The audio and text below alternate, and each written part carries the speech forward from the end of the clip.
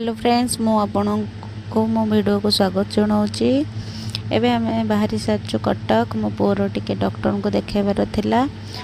जीवा समय रे बाटरे भोक लगिला से दहीबरा खाई नेलु टिफिन करनेलु दहीबरा मु शान ता बाबा कैमेरा पछरे अच्छा आमर वीडियो शूट करुँच।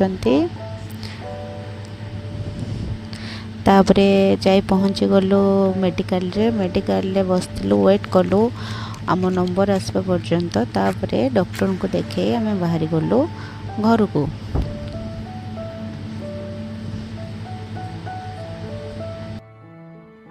घर को फेरवा समय लंच टाइम हो जाता से गोटे होटेल जाए लंच करनेलु।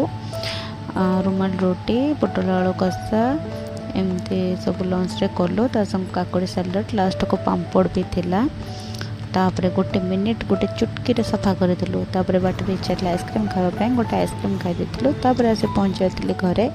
घरे आसी पहुँचला पूरा टायर्ड से पूरा फ्रेश फ्रेश सोई भी रेस्ट नापी बाहर। जदि मो वीडियो आपको भल लगे ताहले शेयर सब्सक्राइब लाइक निश्चय